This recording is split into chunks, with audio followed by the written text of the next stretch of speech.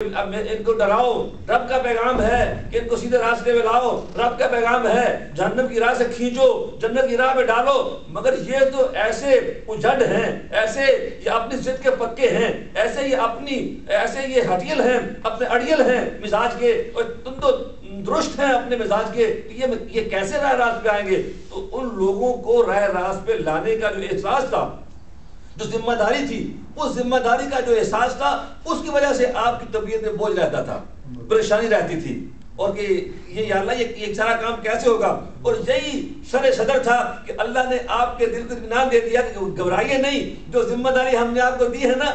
آپ اکیلے نہیں ہیں، ہماری رحمت آپ کے ساتھ ساتھ ہے، آپ اکیلے نہیں ہیں. آپ کا کام بیج ڈالنا ہے، اب اس فصل ایمان کے بیج آپ ڈالتے جائیے، اس صحرا کے اندر گلزار ہم کھڑے لے جائیں گے. آپ لوگوں کے دلوں کی بنجر کھیتیوں میں ایمان کا تخم، ایمان کا بیج پھینکتے جائیے، اس ایمان کی فصل کو پھر گلستان بنانا یہ ہمارے ذمہ ہے، آپ گھبرائیے نہیں. تو کہا وَوَضَعْنَا عَنْكَ وِزْرَكَ، ہم نے آپ کو اس بوجھ کو دور کر دیا، اس بوجھ کو جس نے احساس ذمہ داری نے آپ کی کمر کو گویا دورہ کر رکھا تھا. یہاں پہ کہا کہ وزر کا ایک بوجھ، انہوں نے کہا جیسے قرآن پاک میں آتا ہے کہ لو انزلنا هذا القرآن على جبل لرأيته خاشعا متصدعا من خشية الله، کہ یہ رب کی وحی کا بوجھ تھا،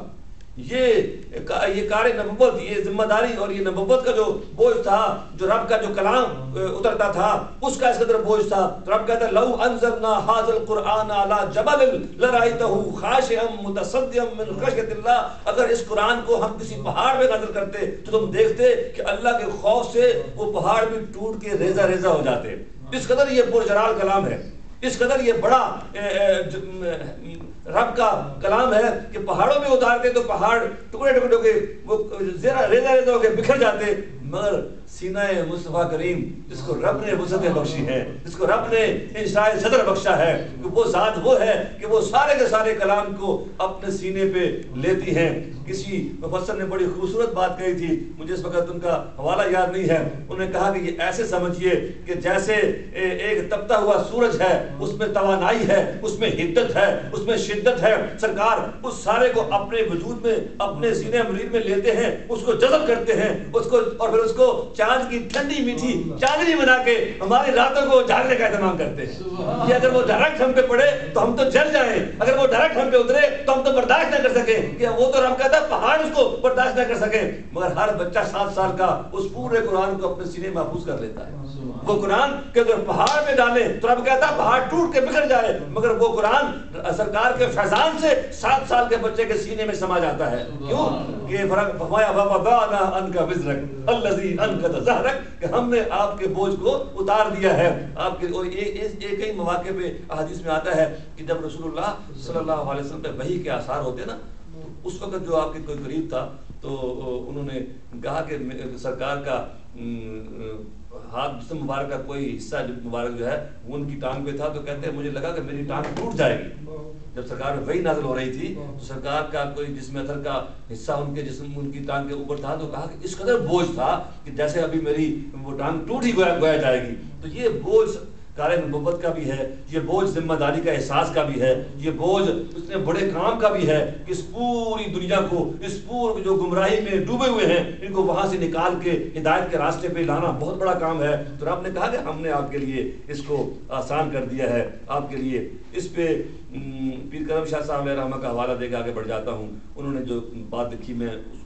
پڑھ دیتا ہوں آپ کے سامنے. وہ کہتے ہیں کہ یہ بوجھ کس بات کا تھا، کس بات نے آپ کی کمر کو دورہ کر دیا تھا، کس بات نے آپ کی کمر کو گویا کہ تکلیف میں ڈال دیا تھا. کہا کہ اپنی قوم کو کھلی گمراہی میں دیکھ کر خاطر عاطل کو بہت تکلیف ہوتی تھی. ان کا بے جان بتوں کو پوجنا، فسق و فجور میں غرق رہنا، قمار بازی اور شراب نوشی میں اپنی دولت اور صحت کو ضائع کرنا، غریبوں پر ظلم ڈھانا، ان کے حقوق لوٹنا، باہمی جنگ و جدال، قتل و غارت، اخلاقی پستی، معاشی بدحالی، ان کی سیاسی ابتری دیکھ کر حضور صلی اللہ علیہ وسلم کو بہت دکھ ہوتا تھا. اور اس صورتحال کو یکسر بدل ڈالنے کے لیے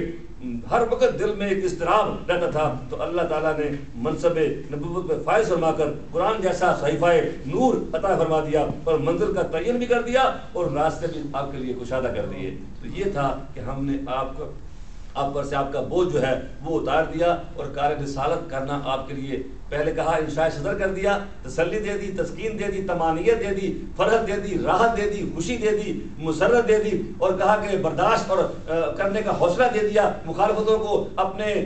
ہنسی خوشی برداشت کرنے کی ہمت آپ کو عطا کر دی۔ اس لیے پھر آپ جب یہ سارا کچھ دے دیا تو کہا بات یہیں پہ نہیں رکے گی بلکہ بات آگے بڑھتی ہے۔ میں نے کہا نا کہ سورہ علم نشرہ ایسے ہے کہ جیسے یہ ارمغان نعت ہے،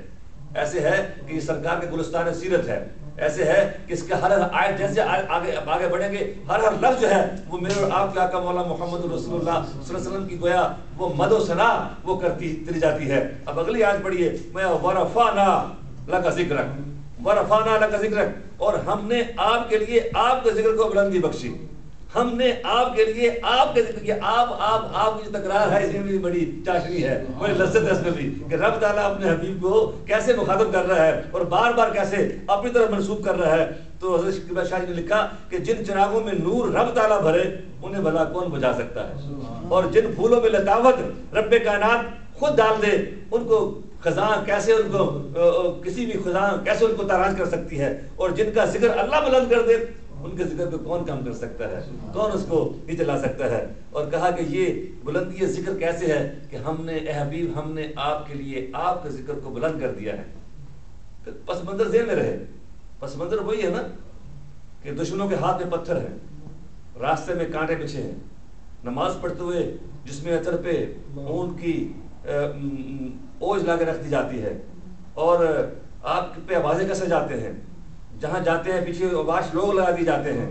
یہ حالت ہے۔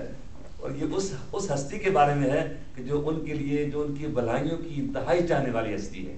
جو ان کی خیر مانگنے والی ہستی ہے، جو ان کو جہنم سے بچانے والی ذات ہے، اور ان کے لیے وہ یہ کام کرتے ہیں۔ تو کہا کہ ان سارے پس منظر میں اس کے لیے حوصلہ چاہیے۔ میں ایک جملہ موضوع کہہ کے آگے بڑھوں کہ ہمارے لیے تھوڑی سی اگر ہمیں سخت بات کہہ دیں نا تو ہم دوبارہ کبھی اس کا راستہ نہیں لیتے۔ شادیوں پہ نہیں جاتے، رشتہ دار کیوں نہیں جاتے؟ وہ جی فلاں موقع پہ اس کی ماں نے یہ کہا تھا، اس کی پھوپھی نے یہ کہا تھا، ہم نہیں جائیں گے، ان کے گھر نہیں جائیں گے ہم، اس لیے کہ انہوں نے فلاں موقع یہ بات کہی تھی۔ یہ روزمرہ کی چھوٹی چھوٹی باتیں ہوتی ہیں، چاہے جا کے کسی کے مقصد زندگی کو کوئی داؤ پہ لگا دے، کسی کے مقصد حیات کو کوئی نقصان پہنچا دے، اور کسی کی جو فرض منصبی ہے اس کو روکنے کے لیے نہ صرف یہ بلکہ ان کی ناموس، ان کی عزت، ان کی آبرو، ان کا منصب اور ان کا مشن، اس سب کو